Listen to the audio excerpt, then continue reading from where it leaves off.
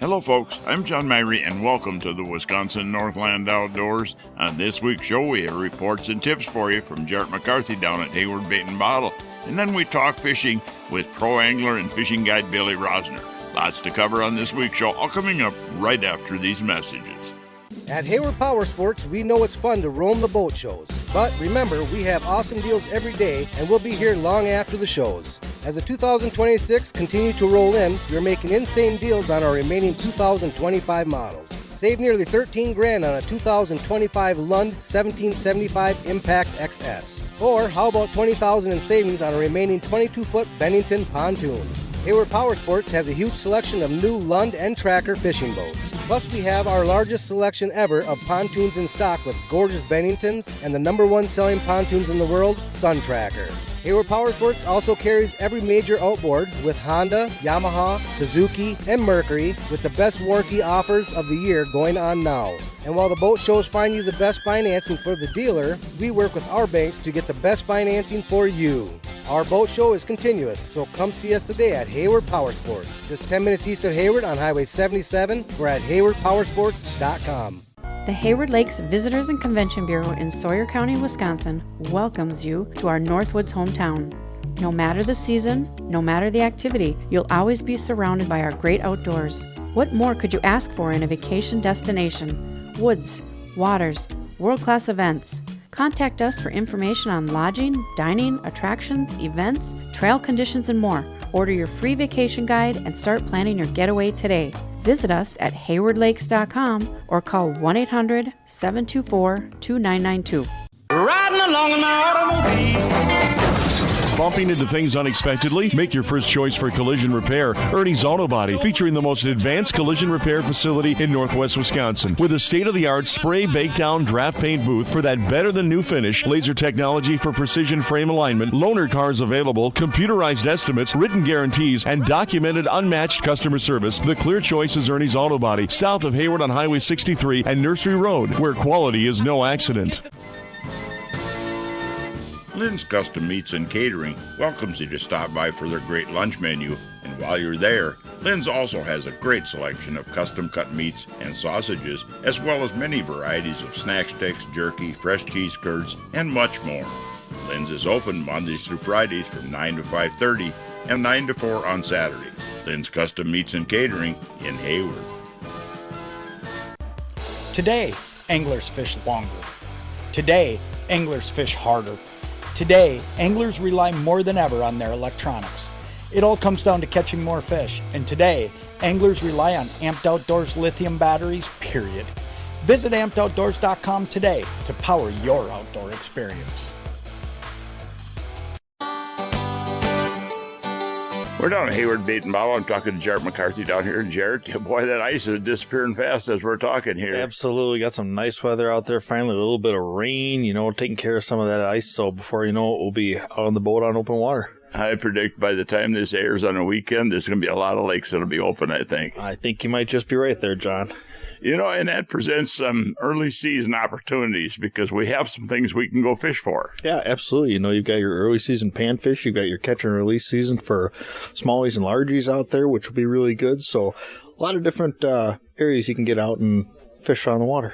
I know do you have any reports on the trout and everything else going on? So, just around here, the trout bite's been pretty good from what I'm seeing up on the Brule, stuff like that. It seems like guys are getting the onesies, twosies, but doesn't seem like it's really caught on fire just yet.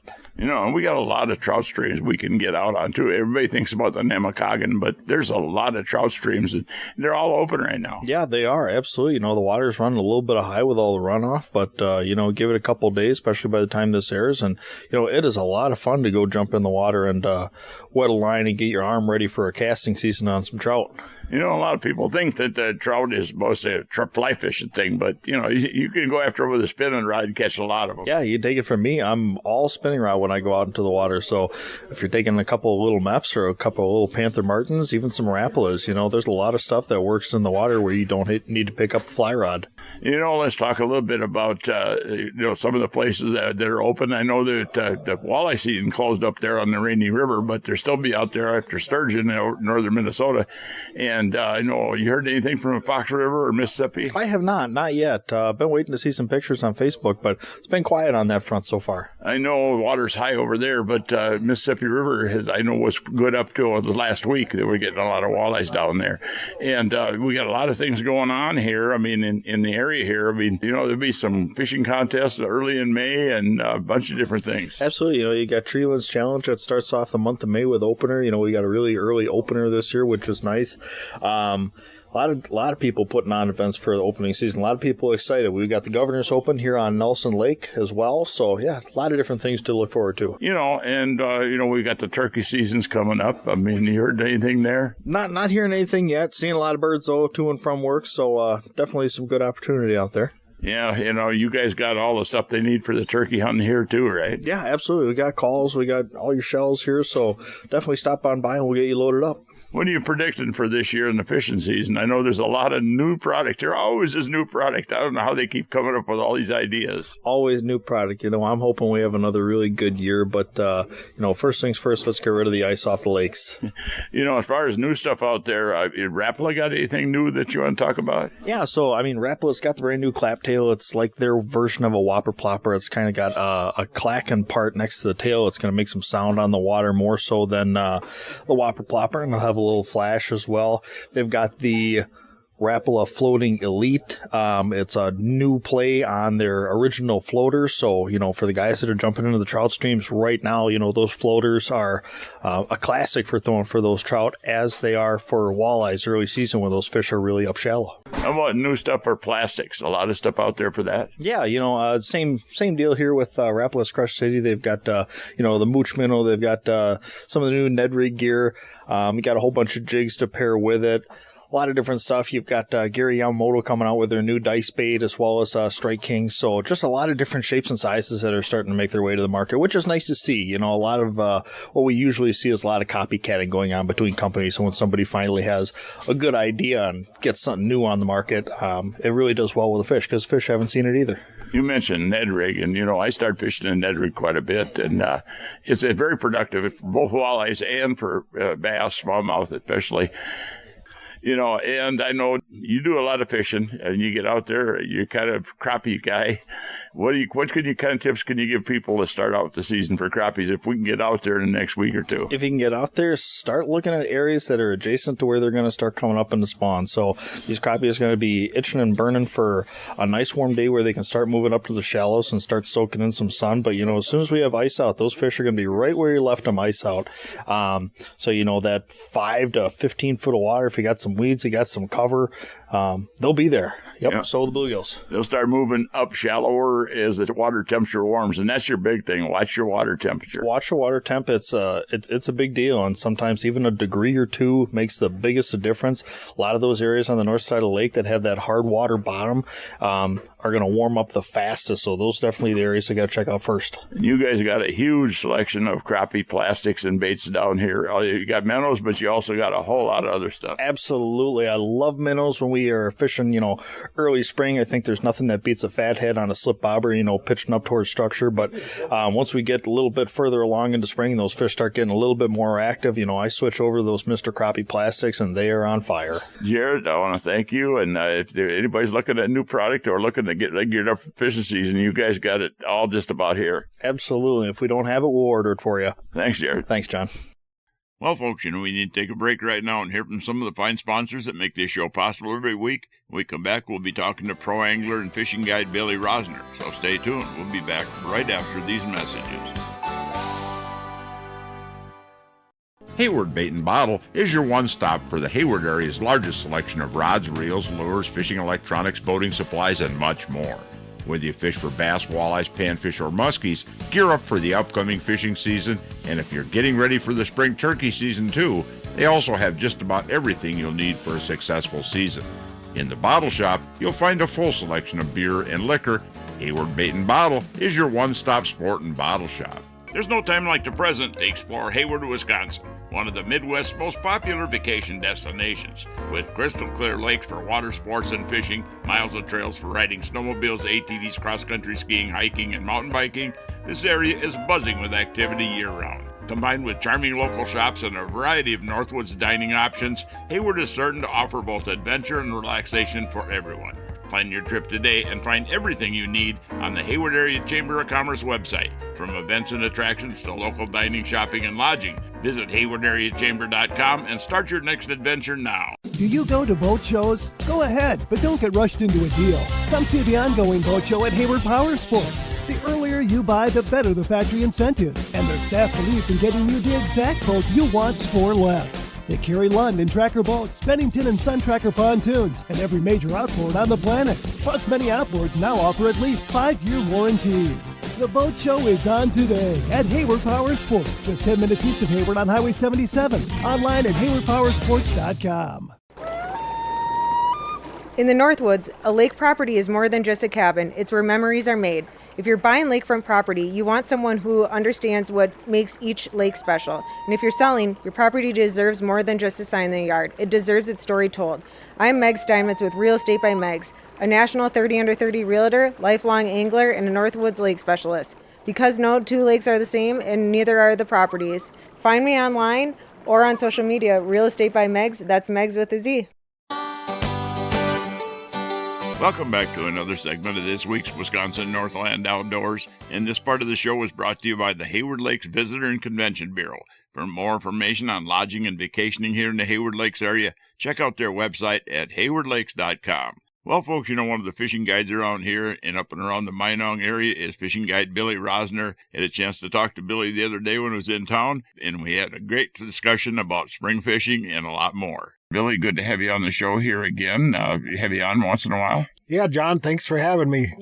It's been a little while, but nice to be back over here and getting ready for some spring fishing here. I know the early trout fishing this year is kind of different. They opened it up, almost a month earlier for catch and keep trout. You could catch and release, but now this year they open it up a month early, so a few more opportunities. Well, yeah, and trout are actually pretty good table fare, and we've got a lot of trout streams up here in northern Wisconsin, just a great amount of trout streams. Oh, yeah, there's hundreds and hundreds of miles. I mean, of course, out of Hayward here, you got the Namakagon, which is, in my opinion, some really world-class brown trout fishing. I've been fortunate to fish that for like 40 years, and there's some really good brown trout fishing, some really good brook trout fishing around in the area. And then, too, there's a bunch of little inland lakes that the DNR stock for you to catch and keep the trout out of. And there's just so many trout opportunities here. What's your favorite presentation or trick to go after those early season trout? Well, like on the Namakagon, I'm kind of old school. I like that number 7 floating wrap, just that silver and black one. I'll go light, 6-pound test. Maybe I like a medium light rod because those trout get pretty big in the Namakagon and you're dealing with current. So you want to have something, your equipment heavy enough so you can do a little fighting and running downstream with them. And then also some of your plastics work really well too. Rapala has a bunch of that stuff. Crush City on a lighter jig head. Any of your worm jigs on a jig head, that all works really good for trout too. But the whole key to it is this time of year, the water might be high as, you start getting those 60-some degree days and get out there midday to 3 in the afternoon when that water spikes a little bit, and that really makes a big difference. You fishing a longer rod. I know a lot of guys like the longer rod because they can keep the line up off the current. Yeah, myself, I like not too long. I'll do like a 6-footer, maybe 6.5 on the Namakagon. If I'm sneaking in some of these brookie streams, I like going with a 2-piece 6-foot or 5.5-foot, something a little lighter. We grew up fishing shorter fishing rods, I guess.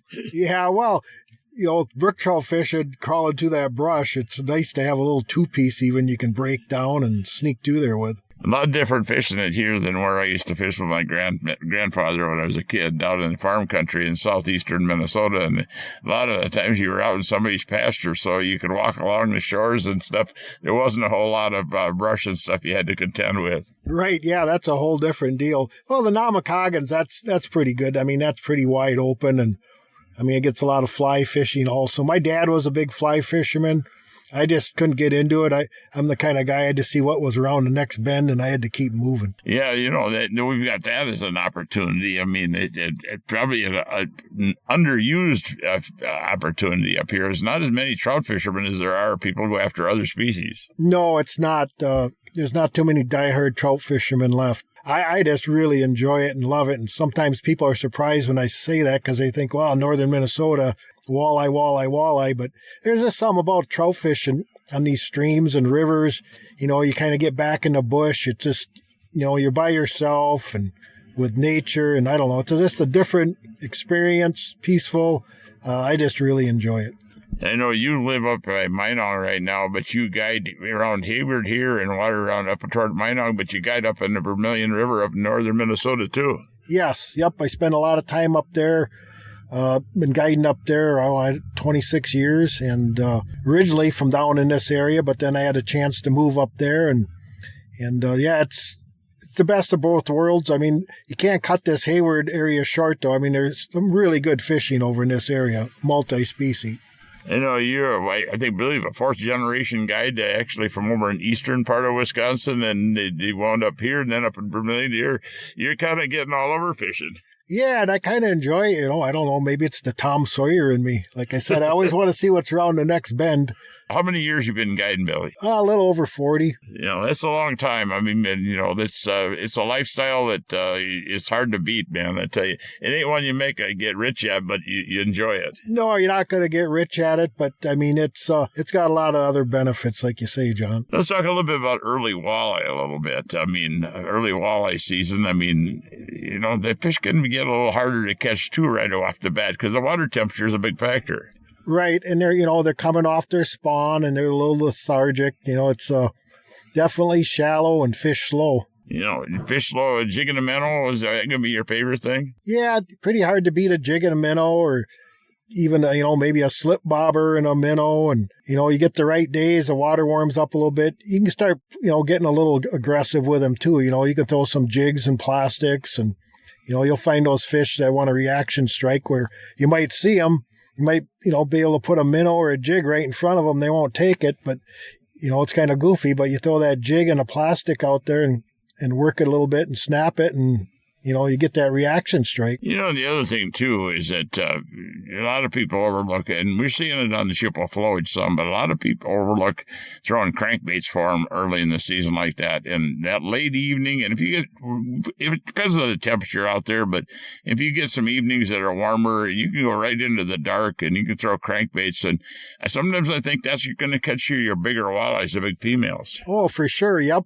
You can, throw a shad wrap out there or just that original Rapala, and you'll be surprised the nice walleyes you catch. And a lot of people are looking at those baits. They call them, they fish bass with them, Rapalas, they call them jerk baits, but sometimes they'll go after it when it's erratic like that, and other times it seems to me that the walleyes just want a slow, steady retrieve. They do, yep. It's pretty easy to throw it out nice and steady. You can just almost stop reeling at times, let it just sit there, pause for a few seconds. Early season like this, too, those smallies will be up shallow, and you'll be throwing a X-Wrap or something, and you'll be amazed the walleyes you catch mixed in with the smallies sometimes. Yeah, you put a good point there. A lot of people, first thing they think about is the walleyes and the walleye fishing, but the bass fishing up here in northern Minnesota, that's probably way better fishery than the walleye fishing. Catch a lot more fish, have a lot more fun.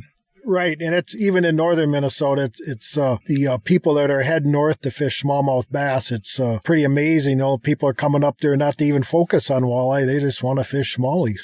That's something that's happened over the years, and they're seeing a lot more. But people coming from as far down as down south Texas and stuff, they're coming up here and hiring guides. There was a couple of guides I knew that that's all they wanted to fish for, smallmouth, and they kept busy all the time. Right, for sure. Yep, a lot of people from Texas. I have clients from southern Mississippi that come up here. That's why I always tell some of these resorts, if you want to go to a sports show somewhere else, if I had a resort, I would head down to Texas and work a couple sport shows. And interesting with smallmouth, too. You can find days where they're really super active and they go after topwaters or spinnerbaits or a lot of more active baits. But a big chunk of the time, you got to fish really slow and methodical for them. You're right, John. You do. It's it's almost finesse fishing. It's just slow, whether you got to throw it, you can start doing the Ned rig stuff or wacky worms. And it's just, some days they just want it slow, everything's slow. One of my favorite baits is getting to be that Crush City BLT on a Ned rig. I think that floats up a little higher because it's a little bit bigger out of that TPE plastic. And that really, really slow fall allows you to work around rocks a little bit better. But sometimes that's what they want. Right. It's the old adage, match to hatch. Those bass, they can be finicky sometimes. So you just got to play around with, different style of fishing, and usually you can figure it out to make them go. Smallies will eat minnows, but their primary forage, I think, is going to be crayfish. But then the secondary thing, I think, is probably bugs or insects. Yep, that too. And you could always go old school too. It's pretty hard for a smallie to turn down a leech. Yeah. The one thing I will add on that, though, is if you're fishing a leech, for people out there, if you're fishing a leech on a bobber, for instance, don't use a single hook on it. Use a jig, because a single hook, you're almost always going to deep hook the fish, and harder to release the deeper hooked ones. Right. That's for sure, John. That's a good point. Yep. Yeah, they'll suck that leech really down with a single hook. So. Well, folks, we need to take yet another break and hear from even more of the fine sponsors that bring this show to you every week. We come back, we'll have the second part of that talk I had with fishing guide Billy Rosner. So stay tuned. We'll be back right after these messages. Hey folks, come on over to Hayward Ace Hardware and check out the area's largest selection of firearms, ammo, and accessories. We carry top brands like Browning and Sig Sauer, and we have a great selection of the newest and hard-to-find models. We've got a large selection of ammo with more coming in daily. If you need a scope, we carry great brands like Leupold, Hawk, and EOTech, and we'll even mount it and bore-sight it for you too. We even sell suppressors and silencers. And don't forget to check out our Guns of the Week. Huge discounts on a variety of pistols, rifles, and shotguns that change every week. So stop on in to Hayward Ace Hardware, your firearms superstore. Hayward Ace Hardware, Highway 63 North in Hayward, or give us a call at 715-634-8700. Care for the animals with help from Hayward Feed and Seed. They offer deer corn, mineral blacks, and their famous Big Buck blend. They can also satisfy the hunger of the other animals in your life with a massive variety of dog and cat foods, along with other pet foods and large animal feeds. Plus, they have an awesome assortment of cat and dog toys, along with heated water bowls and plenty of warm, cozy bedding for all the animals in your life. Open at 8 a.m. Monday through Saturday. See the experts at Hayward Feed and Seed. Hayward Animal Hospital is a full-service medical and surgical hospital featuring on-site laboratory, digital and dental x-ray, in-house pharmacy, and online store. Dr. Ostrander has 40 years of experience dealing with illnesses, injuries, surgery, and dentistry. Hayward Animal Hospital offers urgent care appointments and emergency surgery daily. Please call early in the day for these appointments. They open at 8 a.m. Hayward Animal Hospital is located 1 mile east of Hayward on Highway B. Call 715-634-8971. Welcome back to the last segment of this week's Wisconsin Northland Outdoors. And folks, we're going to jump right back into the second part of that talk I had with Billy Rosner. Well, I know you fish around here, but tell us a little bit about up there on the Vermilion River. I don't know if you get on the lake up there too?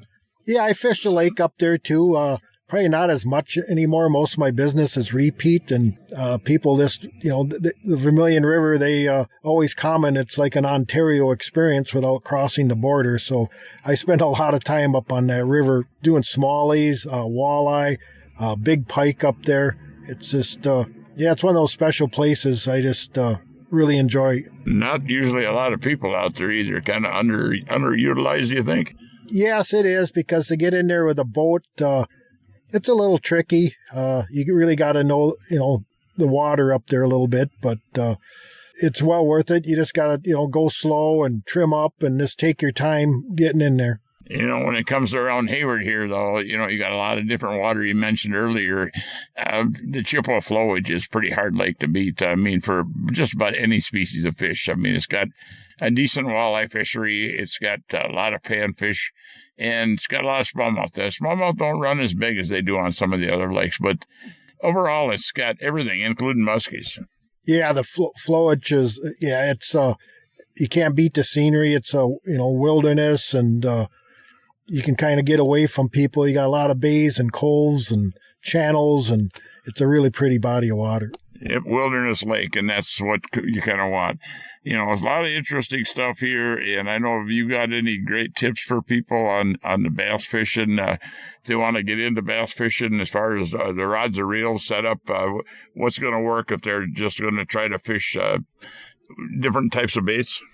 Yeah, you get that question a lot, because people don't want to have 6, 8, 10, 15 rods like we do. They don't want, a couple rods that can do everything. It's pretty hard to beat like a 7-foot, maybe medium light, 7-foot medium, spool up a 2500 series reel with what I like to do, like for my Ned rigging and wacky worm, which I fish a lot of, I'll put on that fluorescent colored line Suffolk has. You can just see it move more, and then I'll tie on a fluorocarbon leader, 3-4 feet, and that's just a really nice setup. You're talking about that Suffolk revolve, I think they call it. It's a braided line? No, it's not. It's not a braid. It's a mono. It's a Suffolk's. I'm trying to think of the name of it, but it's just a Suffolk's mono, and it's the fluorescent. I just like using that 10-pound test, and then I'll tie on a fluorocarbon leader.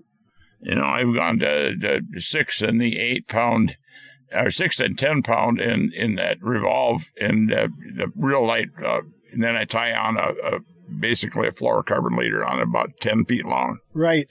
Yeah, I really don't fish a lot of braid myself. That's just a personal choice. Maybe my friend Al Linder, which you all know, maybe I got that from him. Well, I think Al fishes a little everything. He fishes both braid and mono, and there's a place for one and the other. I mean, sometimes braid is too quick and too responsive. You'll miss on more fish with it sometimes. Yeah, you get a little bit too aggressive with that braid sometimes, and I do a lot of jig and wrap fishing up on Vermilion on the lake for walleye, and you'll lose fish with that braid just because you get too aggressive with it. Even with a fluorocarbon leader, you'll just miss fish. Where just using the mono with that fluorocarbon leader, you can just take it a little easier and get that little bit of stretch, so those jig and wraps stay pinned up. Yeah, it's the stretch factor. The braid has zero stretch, and the baits instantly react to it when you snap the rod, whereas the stretch, you get a little stretch in there, it's not so much. Give us some tips on fishing a jig and wrap. A lot of people get frustrated. They don't catch fish on it. Well, there's several ways you can do it. I like doing it, I'll throw it out, just a medium cast. You don't have to bomb it or anything, wait a few seconds, let it hit the bottom, and then it's just, snap, snap, snap all the way back to the boat, and the walleye's going to hit it on the drop. So you're going to come back, and you're just going to feel that weight there. Another way you can do it, if you got, guiding, I'll do this a lot. I'll have one guy in the bow casting with it, and I'm running my boat in the back. So what I'll do is I'll just throw it out, let it hit the bottom, and it's almost like pulling a Lindy rig or a live bait rig in a way. I'll just, drag a little bit, snap, drag a little bit, snap, and I'll catch fish that way too. It's a very good tool for catching walleyes out there. A lot of great stuff there and information, Billy. You want to give out some information for your guide service? I know there's a link to my webpage to find you, but give out some information. Yeah, you can check out my website at wildcountryguideservice.com, or you can give me a call at 218-403-0128. Well, thank you greatly for taking the time with us here, Billy. Thank you, John. It's always a good time hooking up and talking fishing with you. Hopefully me and you and maybe Al could get a chance to get out this spring fishing, maybe. Yeah, hopefully, the weather holds here and things are starting to open up. It could happen. Thanks a lot. Thank you, John. Well, folks, we're about out of time for this week's show. I'd like to remind everyone out there that if you miss a show, you can always go to our website at wnoradio.com, and from there you can link through to our podcast. You can also find the show on Spotify and all major podcast channels. And also, if you're looking for information on vacationing and lodging here in the Hayward Lakes area, check out the Hayward Lakes Visitor and Convention Bureau website at haywardlakes.com or the Hayward Area Chamber site at haywardareachamber.com. And lastly, if you'd like more information on hiring a fishing guide when you're up here in the Hayward area, check out our website at wnoradio.com. We've got links to just about all the different guides and a lot of information in there on guides. We're out of time for this week's show, and we'll be back again next week with another interesting show for you. Thanks for listening. Way up in the Northland where the recreation's great. So sit back, relax, kick off your shoes, sink in your easy chair. Come on along, listen with me, I'm gonna take you there to our Wisconsin outdoors, our Wisconsin outdoors. This program has been produced and hosted entirely by Wisconsin Northland Outdoor Communications.